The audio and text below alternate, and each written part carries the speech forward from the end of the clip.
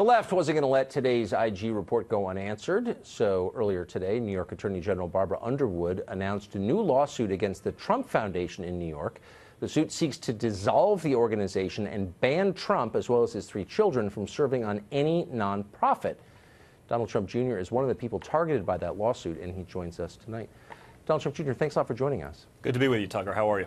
So I'm doing great. So before I ask you about the suit against the nonprofit, let me get your take on the Inspector General report you've seen today.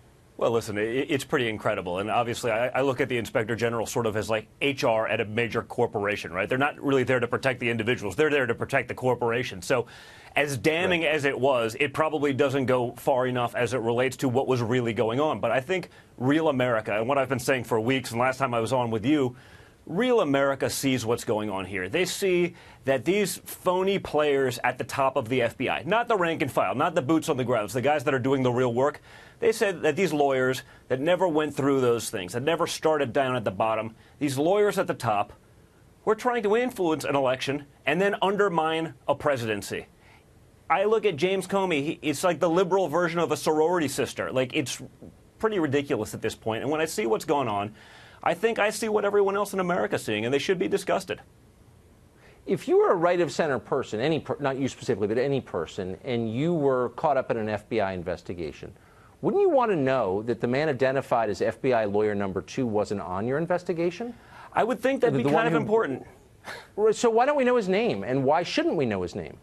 You know, that's what I don't understand. I mean, all of this stuff going on, when you look at the stuff, and I've talked about it with you on your show, the stuff I've gone through over the last 18 months, whether it be about the Russia investigation, it's the biggest deal in the world. 25 hours of testimony in front of Congress. Hillary Clinton does 10 for Benghazi, and guess what? When she and the DNC team up to pay a foreign agent to work with Russia to compile a fake dossier and spend millions of dollars to do this thing, all of which has been debunked, none of it proven, chasing this thing for 2 years, nothing. Literally nothing happens.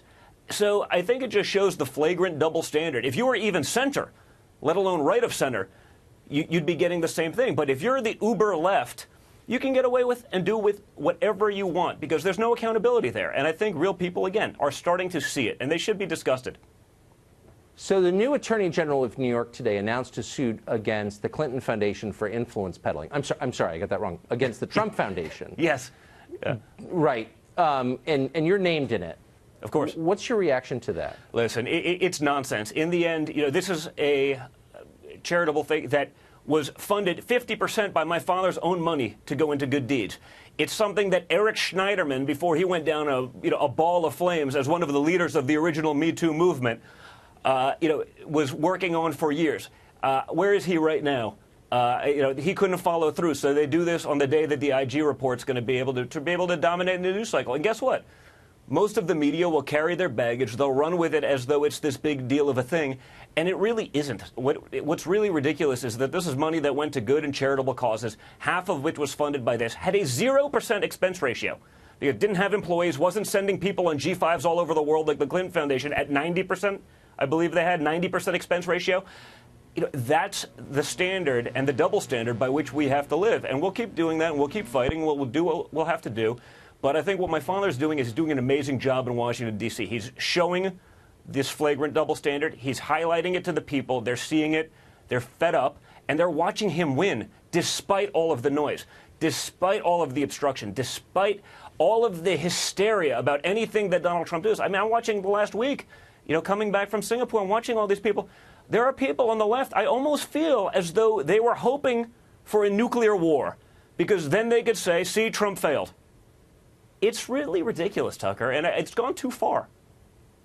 So just to go back to the suit, I just want to get my head around it. Is the implication or the claim that you got rich, because you're named in it, that you got rich by your affiliation with the nonprofit? Did you get rich? I'm not even sure what the claim is. I think the claim is that there's somehow mismanagement, but at the end, there were no salaries paid. There is no expense travel. There are no, paid members of this thing. We're sitting there as essentially a board to see that the money that he's putting in there is going out to other charitable causes. That's all it is. This isn't the Clinton Foundation where they're taking money from foreign governments who are then giving it to their friends to fly around on G5s for projects that never materialize. it's really a lot different. You can see the list of all the charities that I went to. Half of them are veterans charities. But just to be clear, you did not take a salary from this nonprofit. I've never taken a cent from it, no. Neither did my brother, neither did my sister, neither did my father. Huh. So I'm even more confused. Yeah, as am I, but Trump. we're used to it by now. Good luck with that. Yeah, Thank you it'll for be joining us fun. today. I appreciate it. It's my pleasure, Tucker. Thank you very much, man.